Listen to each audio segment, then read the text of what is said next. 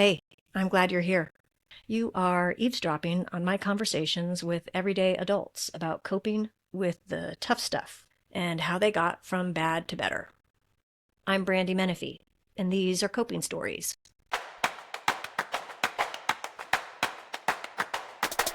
Today I'm having a candid conversation with Bob about some challenging chapters in his life and how he coped, or didn't, with unhealthy romantic relationships. We're focusing on how a first experience he had deeply impacted all his future relationships, ignoring red flags, staying in a relationship beyond its expiration date, how the mental toll manifested physically in him, and Bob discovering he was codependent and being surprised to find out what that actually means. Bob shares things he did that helped him cope and grieve and heal his past heartbreaks. Now, there's not enough time to discuss every red flag and relationship issue, but we're going to get candid about a couple big ones.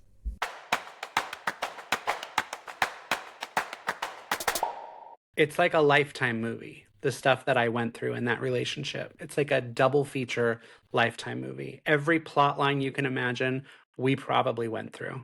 And yet, when I was in it, all I was trying to do was make it work. For a variety of reasons, I was just trying to make it work. Which is why, when it finally came to an end, I was devastated. Describe the place you were in life. How are you feeling about relationships, love, yourself? I remember it was probably about 3 years after my divorce, and my dad was visiting me, and it was like our first time really being alone since the divorce and everything had gone on.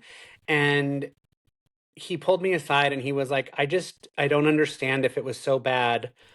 Why did you stay? Like, why were you in it? And I thought it was such a revealing moment for me because I was able to explain how it went down to him because there's a narrative, because now there's a beginning, a middle, and an end. And I can say, and this happened because of this, and this happened because of that. But when I was in it, that's not how it felt at all. When I was in it, it was like being on a roller coaster. And every day was just surviving. Every day was just getting through it. And if you think about being on a roller coaster, the any time that the roller coaster is going up, that's just your opportunity to catch your breath. But even while you're catching your breath, you know the ride is about to drop again and things are about to go sideways. That's what that whole relationship felt like. And so there was no opportunity until I was off the ride to have the perspective to be like, that ride was really bad for me. Because when you're on a roller coaster, you're just trying to get through it. You're closing your eyes when you need to, you're screaming, you're doing whatever it is just to get through the ride. And my ride happened to be a couple years long.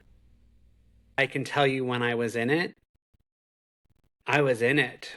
And there was no room or space for perspective. And did you feel like the roller coaster was going to be forever? Did you just feel trapped on the roller coaster? When I was on it, yes. When I was in the midst of it. Because I couldn't see a way out. I don't know if you saw, but there was a woman on TikTok, I think last year, who had released like a 90 episode TikTok about this crazy relationship she was in, about how she got married to this guy that she barely knew. And there were a couple moments when I was watching it and I felt for her because she put it all out there on the internet and she's got thousands of people being like, "Why did you stay? Why were you in this? Why did you let this go on?" Like all the flags were there, everything is there. And there were just a couple vulnerable moments that she had where I really was like, I get it. I know why she was there, because that's the stuff I don't think gets talked about is when you get in those relationships, why do you stay? We hear about it all the time, and it is so easy from an outsider who has never been in one of those relationships, or we've seen What's Love Got to Do with It, and we're all like, Tina, get out, you can do better. But like when you watch that, Tina's got her kids involved, she's got her career involved, she is afraid for her life to leave. Now, I will go on the record, I was never afraid of my life. I was never fearful of my life. Like But there were a lot of reasons that I was like, I felt stuck. I felt trapped. I felt like I didn't have any worth to go anywhere. I didn't have the resources to go anywhere. How did you get on the roller coaster? I've never had great experiences with men. The very first guy I was ever with, it was really dicey. Unbeknownst to me, he was a mess and made me very insecure about a lot of things, very insecure about being with men because he was the very first guy I was ever with. I had never kissed a guy, I had never done anything, and all of a sudden I went from zero to everything with him. And what would happen is he would initiate sex with me, but he would initiate sex with me, and then halfway through he would just stop and lose interest. And that would make me feel like I was doing something wrong. I must be a bad kisser. I must be a bad this. I must be a bad that. What was really happening was he was hooking up with other people, like going and hooking up with them, then coming back to my house, my bed, and then initiating something with me and losing interest because he had already had sex. But I don't know that part. All I know is I've done something wrong because when a guy loses interest, it's very different. He can't fake it like a girl. And I'm saying this because this also ends up carrying with me for probably a decade. That was your first experience with a man, which sets the tone for future relationships. Tell me about your first boyfriend. And let's refer to him as X number one. My very first boyfriend, I was about 30, 31 years old when we met, and he was younger. And I can tell you we had great chemistry, and I can tell you he is a wonderful man. Even to this day, he's a great guy. But I was single for so long. I mean, I went from having a girlfriend at 19 to my first boyfriend at, let's just say, 31.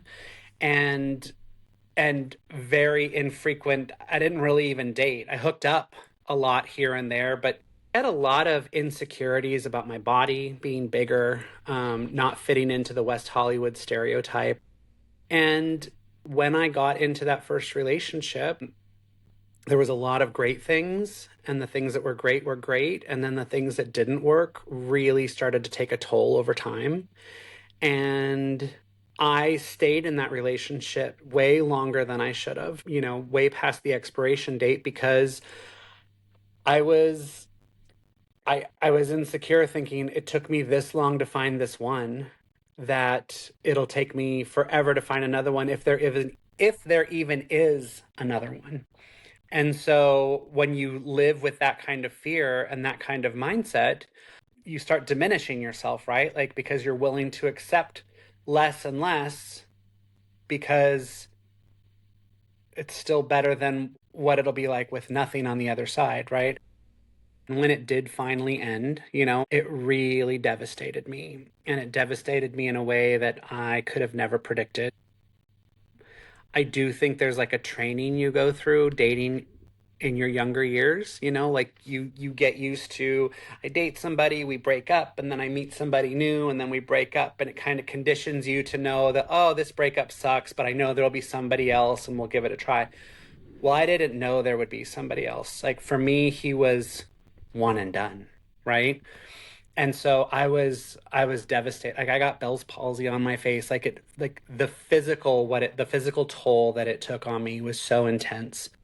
You believe that the Bell's palsy was a result from what's like suppressed stress of staying in a relationship that was over? It happened about 3 months after the breakup. And I think it was the stress of the breakup. I was so gutted. Like it was a level of grief that I never understood before. It felt like if your life is all drawn on a dry erase board, and like and next Thanksgiving is going to be here, and in 2 years we're going to buy a house here, and and you have all these things that you just are the routines that you do, and they're all written on a dry erase board. And then we broke up, and it was like somebody just took a cloth and just completely wiped it clean. And I know there's two ways to look at that because some people look at a blank canvas as a beautiful way to reinvent your life. But when this was the only life you knew, and you have this fear and insecurity that there won't be anything else, you just took away my life.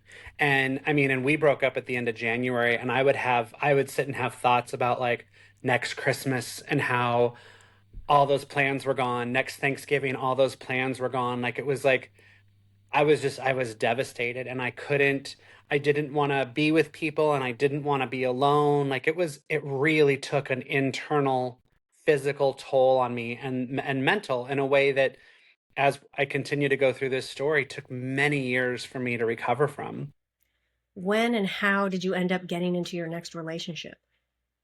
I used to host my own radio show, and he had been a guest on my show. And when he was a guest, I was with my ex, he was with his ex, and absolutely everything above board. And while I was going through my breakup, he had reached out because it turns out he had also broken up with his. And so it's a year later. He reaches out to me. It is 100% a booty call.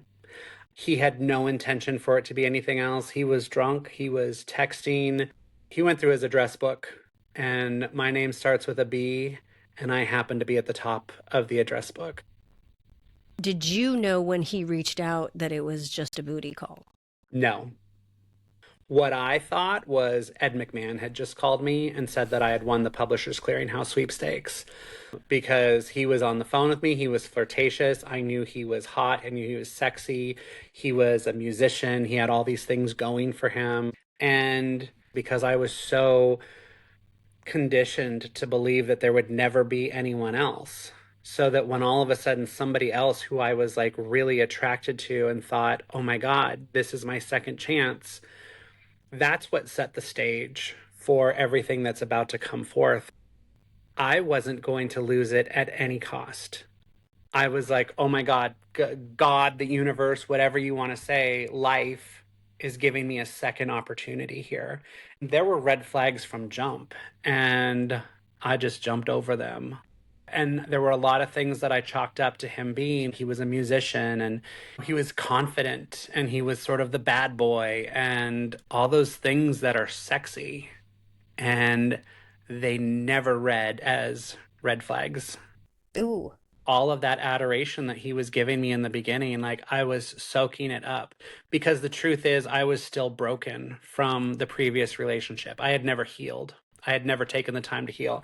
And the truth is I probably hadn't healed even from that first relationship back in 1995, because again, there were all of these insecurities about my body. And one of the great things that I can tell you about ex number one, he was young and attractive and very sort of Zac Efron looking, and I'm the opposite of that. I'm overweight, and in the gay community, I'm a bear. And one of the greatest gifts that he gave me is he made me believe that someone like that could be attracted to someone who looked like me, because prior to that I didn't believe that. I didn't think I had a place in the gay community, quite honestly. And so that's why that was such an important thing. So he made me believe in that. But again, that's also still old programming from even that first relationship. So again, there's so many things that I hadn't healed. So you haven't healed old wounds, old beliefs when you get into a relationship with number two. And what happens? I call it tap dancing for my life. We moved in very quickly together.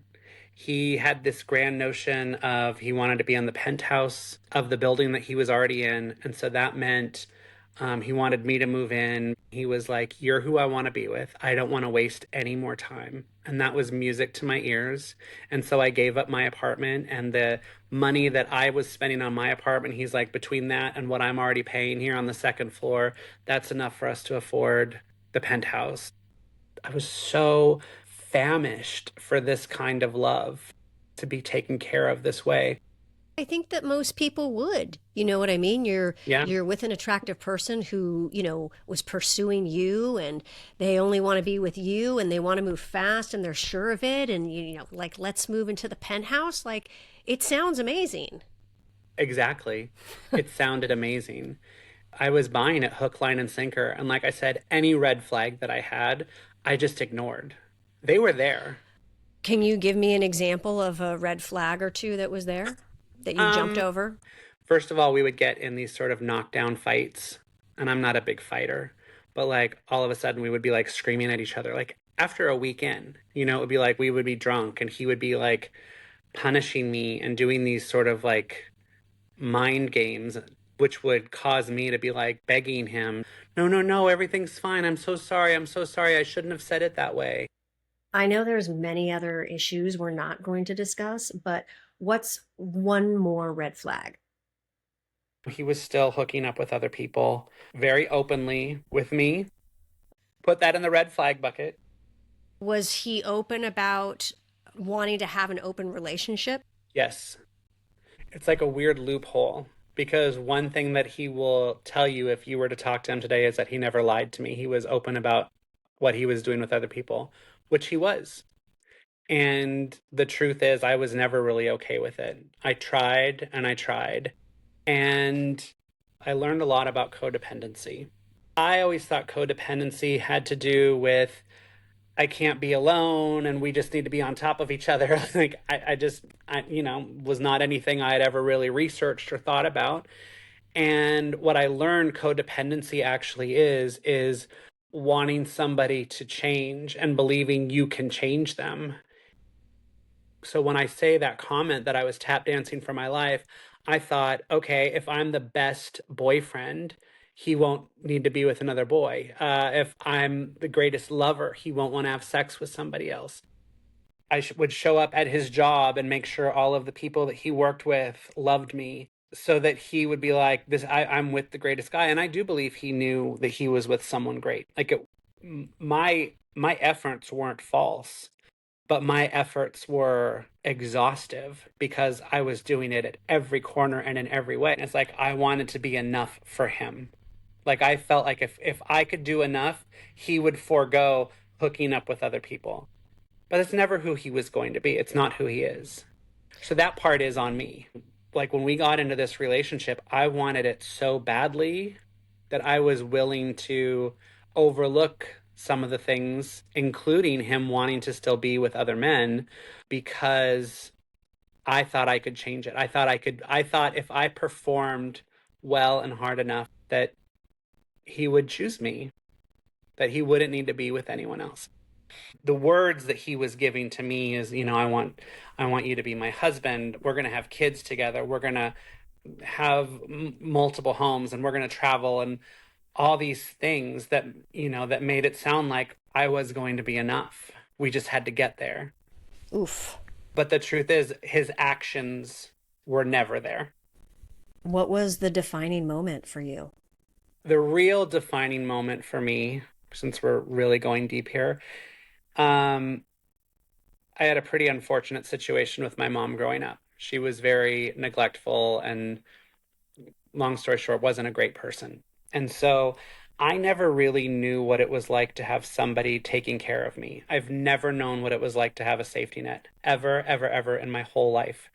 If I can't afford to pay my rent, that's on me. I've never had mom and dad that I can go to and say, can I borrow money for rent? Or, there's a lot of opportunities like college and stuff that I never really got to do because I didn't have those relationships to be able to get that kind of support. And so he and I had just moved into that penthouse and we were sitting there one night and there was some stuff going on with my job. And I was like, I might not have a job tomorrow. And I'm kind of freaked out because we just signed a lease on this penthouse. And he sat across from me at that table with tears in his eyes. And he grabbed my hand and he said, I have plenty of money. He said, you're going to take your time and you're going to find a great job. I don't even want you to worry about it. And that was the very first time in my entire life. And at that point, I was 40 something. That was the very first time a human being had ever said that to me, that said, I got you. I got you for all of it. I got you. Wow. That's where I was stuck. Because then no matter what he did that would hurt my feelings or make me question everything, I would be like, but he's got me. He's going to take care of me. So you'll do anything to make this relationship work. It's like trying to pour sand into a sinkhole. Like you can't shovel fast enough and you're never going to get that hole filled. But that's how that relationship felt with me. And unfortunately, all that meant was my arms just got tired and I just got exhausted. Can you give me an example of a thing or two that you did trying to fill the sinkhole? I'm in this relationship and I can tell you I never felt more lonely because I would be sitting on the dating apps like Grindr and whatnot, trying to find a third to come over and have sex with us because that felt like the surefire way to get him to have sex with me. And on that note, I have to say we had really great sex. And he'd be the first to tell you we had really great sex. So it wasn't about that. Oh, wow. At every corner, I kept doubling down because I didn't have the luxury of getting out. I knew I was in a lease in this townhouse. I knew that I didn't have enough money for first and last month's rent to go get something new. Everything just kind of felt like, okay, I'm in this situation. I don't have options. I don't believe in myself. I don't believe that there's something better out there for me. All those insecurities from all those years past, those are now piling on top of me. Then there's the other, don't forget the dangling carrot that I think if I can just rise above and be awesome, I will be enough and he's going to choose me and he's going to stop doing all these other things that are hurting me. Right. I'm just on the roller coaster every day, trying to get through the day without a fight, trying to get through the day without upsetting him, trying to get through the day, and some days were great and fun. And there were a lot of days where I was just walking on eggshells because I didn't want to say the wrong thing. And then that became a thing. When you're spending all that time trying to be like the star student, being perfect and walking on eggshells, how does that affect your physical health? I developed a heart condition. If you thought that I was going to develop Bell's palsy just because I broke up with the other one, this one I developed a full heart condition, which, I still deal with it to this day. Like I'm going to have this heart condition for the rest of my life. And no, I can't sit and blame it on him, but the lifestyle that I was living absolutely created the situation that led to me having a heart situation. Looking back now, what can you see that you couldn't see when you were on the roller coaster? I was too deep in it to see any way out. And for a long time, I also didn't want to see a way out. Like I have to be honest with that part too. You being in that relationship and not seeing a way out, but also not really wanting to see a way out. Is that your codependent heart? 100%. And I didn't know that at the time. I had never gone down the world of codependency. Like when I learned about it, I was like, oh, this is me. Like this isn't kind of me. This is completely me. Oh my God. I remember having these moments even when we first started to separate. And I remember being like, oh, if just these two things would change, we would have an awesome relationship. Now that's not a true statement, but I remember I would have those thoughts, and then that would just upset me because I'd be like, "Oh, we're so close to an awesome relationship. If he could just," and then of course it's fill in the blank. Stop hooking up with other people, or stop, you know, these other things that I'm not going to go into. But like that was my way of thinking. I was like, oh, there's still so much hope for this relationship because there were again, I'm all of a sudden me who grew up with nothing, who grew up poor. I'm living in the penthouse, and then we buy a house together, and all of a sudden like he's making my dreams come true because I had always wanted to have chickens, and now I have chickens in my backyard. All of those things were just enough to keep me turning a blind eye. Were you talking to your friends about this relationship at the time? There were some things that he started doing that I was not comfortable telling anybody about, and that was when my pressure valve really started to explode, because then there were certain things, like even him hooking up with other people. There's enough people I know that are in open relationships and who are in open relationships that flourish. So I don't have any judgment against people in an open relationship. I just knew the way we were going about it was something that I wasn't enjoying, because as we know, I had a hard enough time finding one person, and I feel like we have all this goodness between me and this one person. I don't want to be sharing it with everyone else. And every time he was with somebody else, it diminished what I knew was good about us, because I knew that our intimacy was good. But then if I'm watching him have that with other people, and then it's like, well, is is our intimacy special at all? And so to your question, no, I wasn't candidly sharing everything with everyone. And the truth is, most of my friends will tell you they did not approve of that relationship, hands down. And I am not going to ask people's opinions while I'm in it because I don't want to hear the truth. I think if we had stayed in separate living situations and really gotten to know each other, again, there were enough fights and there were enough situations and there were enough moments where he did things that made me feel bad. Again, like the way that he would hook up with some other people and stuff. It made me feel bad enough that I want to believe I would have been like, you know what, this isn't working for me. But because I was in and I was stuck, I couldn't even afford to hear somebody else saying this is not a good relationship. This is not a good situation. And I think about that now often when I see somebody else in a relationship that's complicated. I'm very mindful of how I treat them now, of how I handle it. You know, I know people who are in relationships right now, and I know I don't want to say they're doomed, but they're way more complicated than they should be, and I can see their unhappiness. But I'm not going to march in and be like, "You should get rid of him because blank, blank, blank." Instead, I have just grace and compassion for what they're going through, and I know they've got to go through it themselves, just like I did. Looking back, what else can you take responsibility for? My fear and my insecurities, well, those things are also not attractive to him. That's depleting that side of that relationship to where now, if all of a sudden I see him pulling away or uninterested in me, well, now I'm going to shovel harder, try to get more sand, try to tap dance harder, like all of those things. So it was so unhealthy. It was incredibly unhealthy. And it took its toll on me in many ways. So you're in this relationship, you don't feel like you have any options to get out. How did you get out, or how did it end? Well, so that's the irony of all ironies. I was so locked into making this relationship work that he's the one who had to break up with me.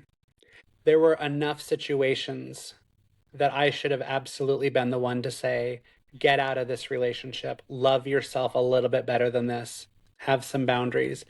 And instead, he's the one who had to break up with me. No way. When the breakup finally happened, I was crushed and devastated and rudderless. And what am I going to do? And all of the insecurities from the previous relationship, all of those things came rushing back. But what I did and what I always do is I roll up my sleeves and I start to do the work and I start to ask questions. And I started to realize again that I had never healed from the first relationship.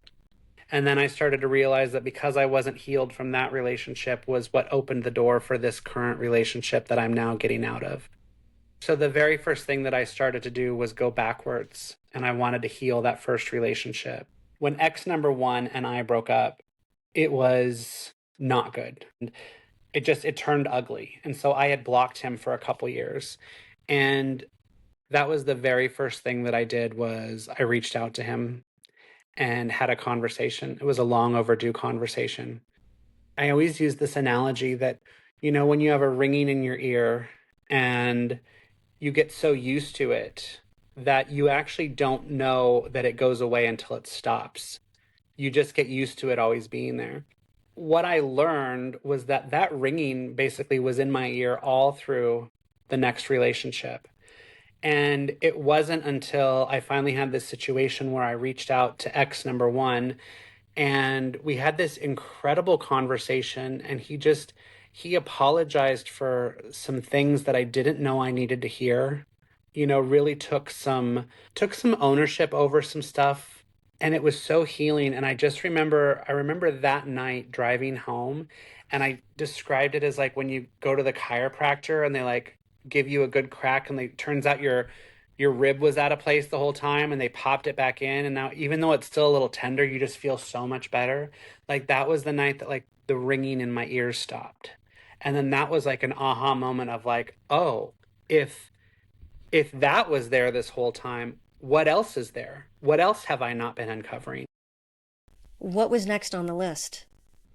I started, digging up stuff with my mom because I hadn't spoken to her in over 20 years. And so I started excavating that relationship. And there were these things where I was like, well, I had told her I had forgiven her and I thought I had forgiven her. But then I realized I had never really let her off the hook. She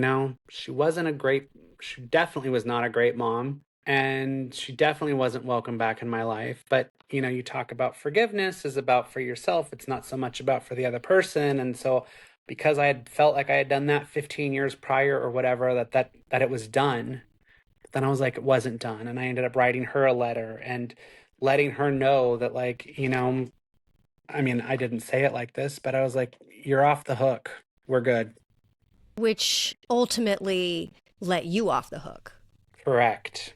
I stopped living in that fear of her showing up or whatever the fear or the pain or the cycle in my mind of the victimhood of what she had done to me or what she didn't do for me. All of those things, like I let that go. Wow. Good for you. That is not easy to do. What else? I started doing this thing called My Summer of Yes. I didn't know until about a month into it that Shonda Rhimes had written a book about it. If anything, I probably got it more from that movie Yes Man with Jim Carrey, where it was just kind of like saying yes to things that are so far outside of my comfort zone. And so I just kind of spent that summer really trying to change who I was, trying to focus on myself. And then at the end of that summer, I came back to LA and I had a little bit of a setback, which was he wanted to get back together. And he made all these promises. He wasn't going to sleep with anyone. He wasn't going to drink anymore. It was all these things that he was going to do to like make it work because I was the greatest thing that had ever happened to him. And so we gave it another try.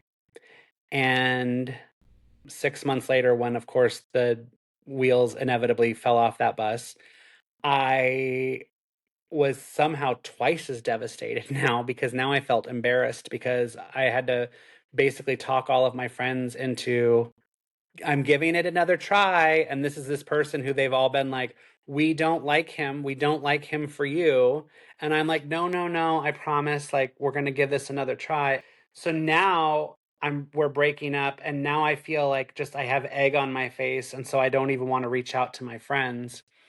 And so those next few months were once again like lonely, and I wasn't relying on my friends the way that I should have been, and I wasn't processing stuff. And of course, he immediately within days started up a new relationship and is posting pictures of him and the guy on Instagram, and I'm seeing it. Other people are texting me and being like, "Oh, did you see this?" And No. Ugh. How long did that set you back? so we had broken up right at the beginning of July, and it was Thanksgiving Day, and I saw a picture of him with the new boyfriend at his family Thanksgiving, and they're all sitting around the table, and I just remember just sitting in my apartment and just crying, and I was just devastated because I felt like because then what it was telling me was that he wasn't the problem. I was the problem because look, he's off making it work with this other person. And so all of those insecurities that I had about, again, going back to the first relationships and all the guys that didn't work out in between, all of a sudden it was like, nope, see, I told you, you're the problem. Oh man. What was the next turning point? So at this point, we had been broken up for almost 6 months. And he's in my rearview mirror. I'm like trying to set my life up. But I am stuck. I'm stuck and I'm sad and I'm angry. And I couldn't figure out why, because the thing that I knew is I wasn't missing him. At that point, we had gone 2 rounds of breaking up. I knew I was done with him. He was out of my system. That first time when we broke up, I couldn't say that he was out of my system for obvious reasons. Because I still believed like, oh, but if he could make these 2 changes, we could be great. And now here he's coming to the table being like, I'm going to make these changes. So I was like, oh, I'm so close to the pot of gold. Let me just walk a little bit further to see if I'm going to get it. Well, because we believe what we want to believe, Yes. right? And I wanted to believe that I could have the happy ever after because it's all I had craved my whole life. And again, and this was the first person who said he was going to take care of me. Right. So what did you do? The same way that I had never done a lot of research on codependency, I had never done research on grief. I always knew about like the 7 steps of grief and all those things. And I think because I knew enough about them, I checked off in my mind that I knew about them, not realizing that, well, first of all, grief is not linear. Yeah, there's the 7 stages, but I don't know that they should be called stages. Like I think they should be called floating atoms. I don't know what they should be called. Pinballs is what they should be Yes, called. that's what they should be called. They should be called pinballs. Instead of stages of grief, they should be called the pinballs of grief. Okay, so your grief is pinballing. And then I have lunch with my friend's mom. Her name is Amy. She was a counselor for many years, and she started talking to me about grief. And she started talking to me about grief in a way that I'd never heard of before. We are so quick to think about grief as only being when something bad happens, when there's a death or a breakup, or, that something bad has ended. And she got me to realize that grief is anytime there's a major change. But you can go from something bad changing to something great, and you still got to go through grief.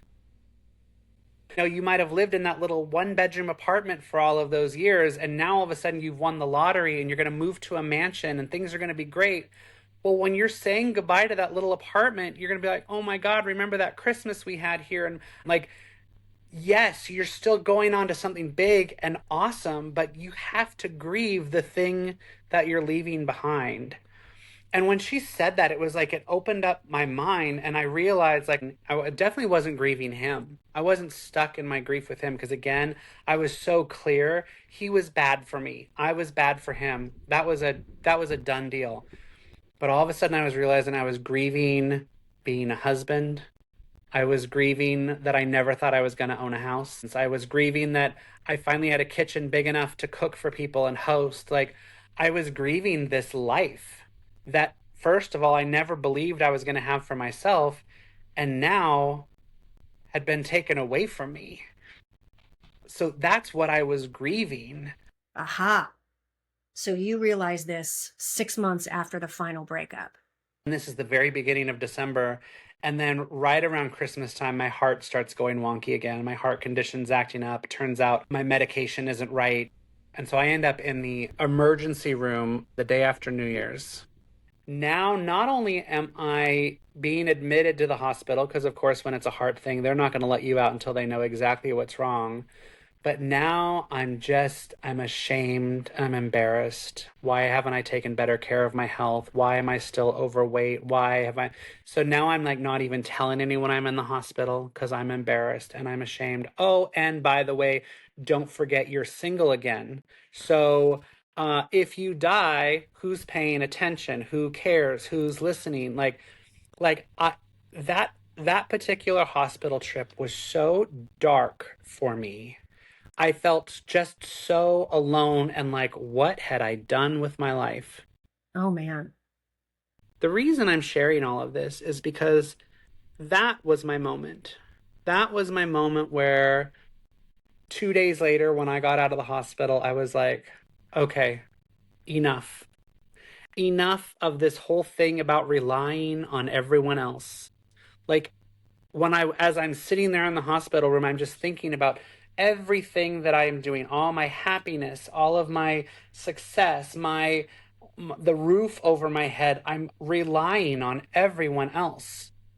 Like, I'm thinking to myself that I can't have these things unless I have somebody else, because again, I don't believe in myself. I don't have confidence in myself. I don't have faith in myself because all of these things.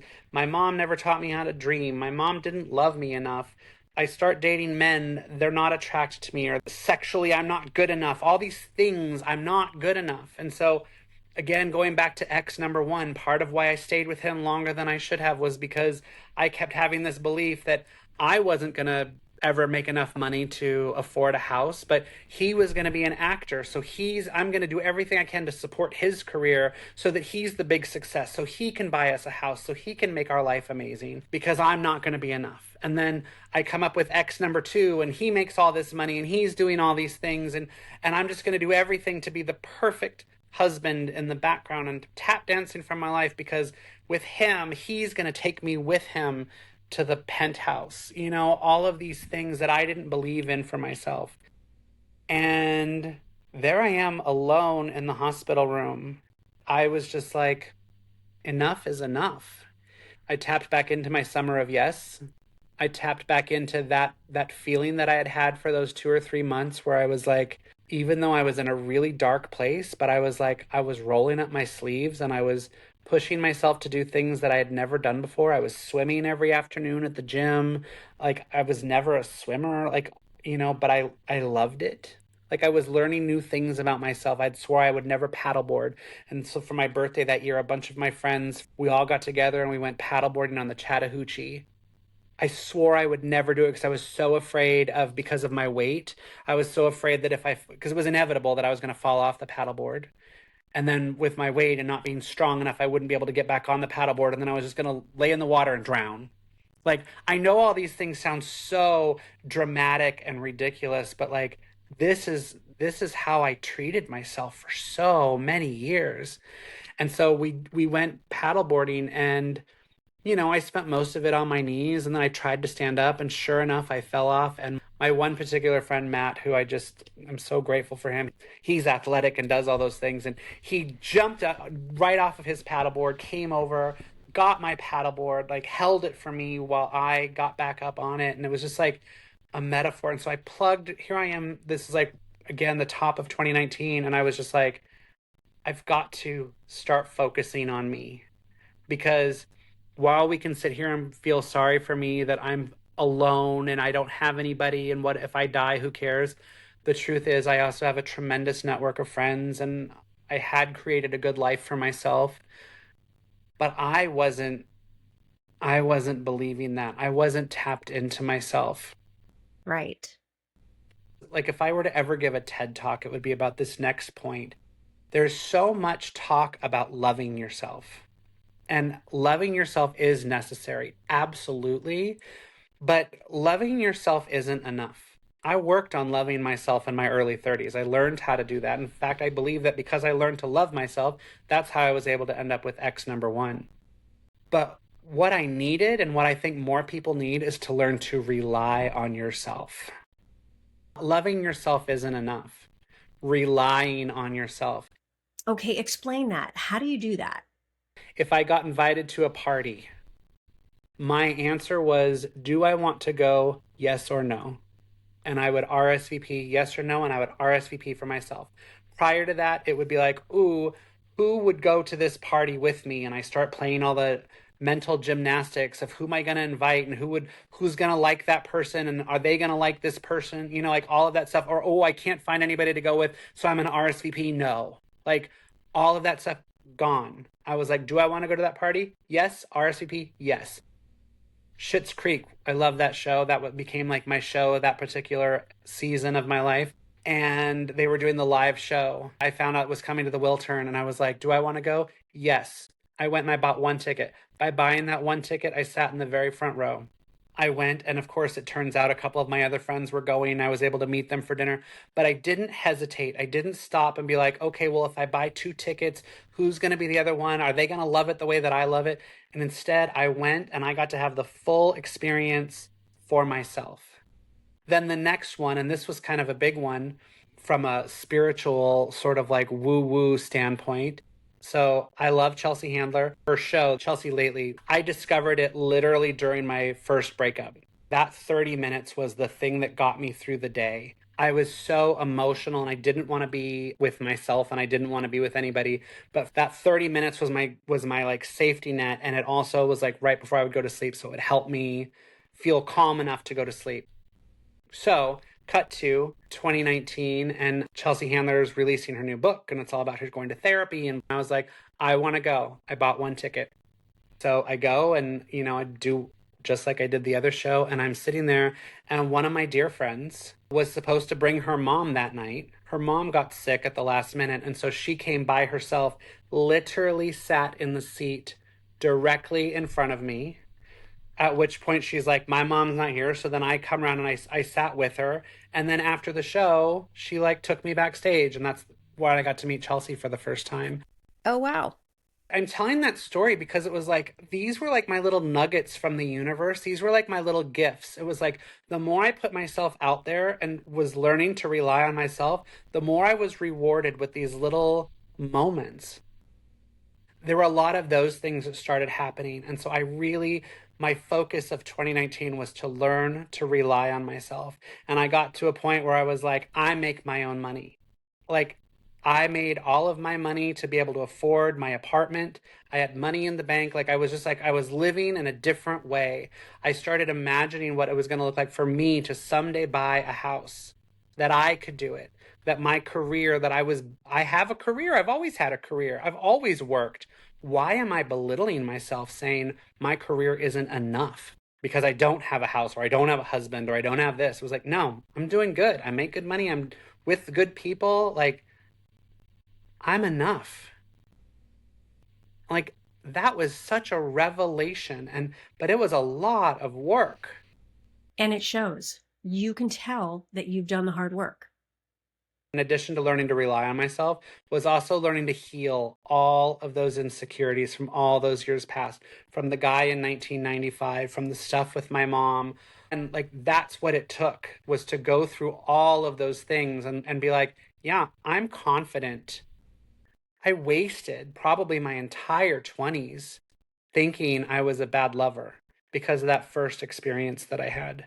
I'm like, I must be a bad kisser. Like, it was at that level because I didn't have any other experience to go off of, and all I knew was he wasn't having it. And so I had to heal all of those things about myself, learning that I can have my body type and the guy that I'm attracted to can be attracted to me. You know, there is a lid for every pot. And sometimes you just have to be a little bit patient to find it. So I'm guessing that eventually you do start dating and working the dating apps like it's a second job. We've all been there.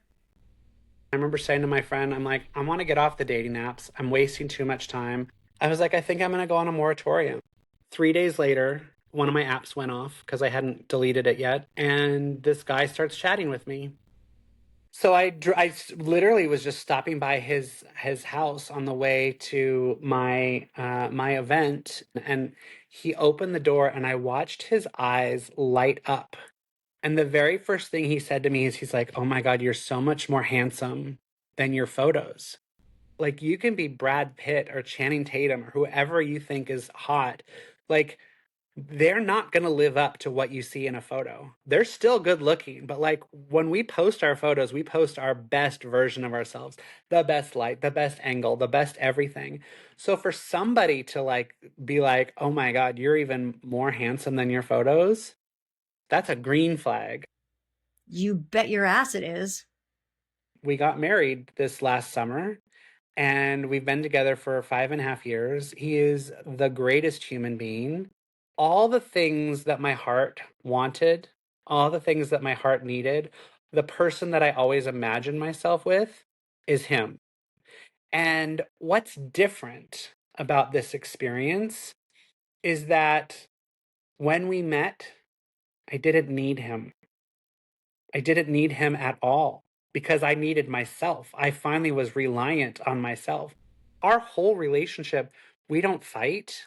We've never had a major fight. We've never spoken ugly or hit below the belt. Stuff comes up, but we talk it through.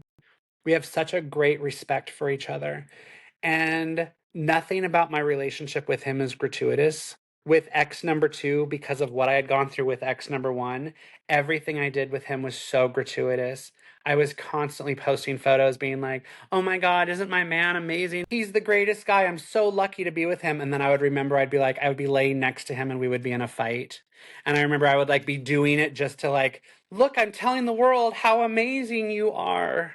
Now with my husband, who is just so amazing, like, I take so many photos of him and with him. I post like a minuscule fraction of them because I take them for me, because there's nothing gratuitous about my relationship, because I'm not I'm not tap dancing. I don't live in this relationship in fear because I know if something did happen, I'm going to be okay. Unlike the last relationship, when we take it all the way back to my dad saying, "Why did you stay?" I lived in so much fear that I wouldn't be able to survive without him.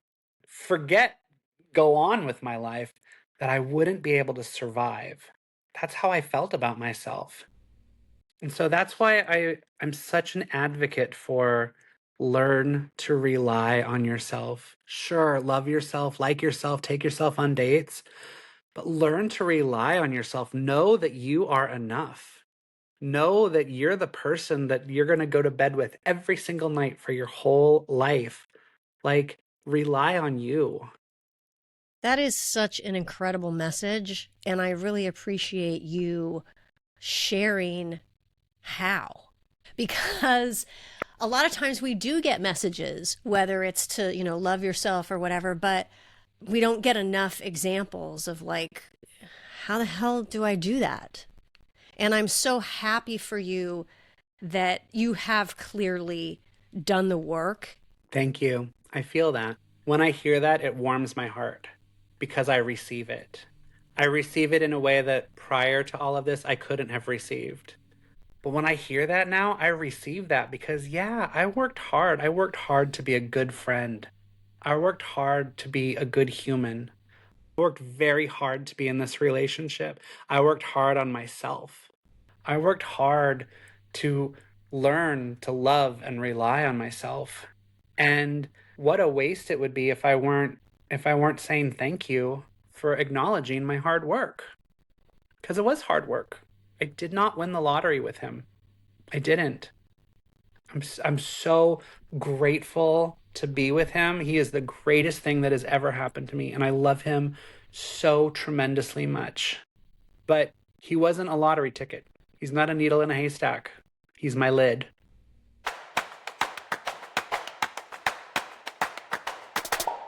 Is that not the greatest breakthrough story? Plus, Bob has the best analogies. I really appreciate his candor in sharing his personal experiences and how he coped with his pain. My hope is that Bob's story, or his analogies, or his discoveries about codependency and grieving, or his message to learn to rely on yourself, bring you some comfort.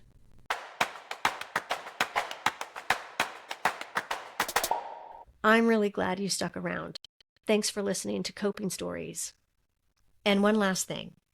If you're looking to hire someone to facilitate conversations about sensitive subject matter, or you need to hire a trauma interviewer, or you're interested in becoming my memoir client, or you want to share about a challenging chapter in your life and how you coped, either for this podcast or for my written mental health storytelling series, find me on Instagram at Mental Health Storyteller, or my Substack, Brandy Menefee, Mental Health Storyteller, or contact me through my website, prostorytellers.com. And of course, there's always LinkedIn.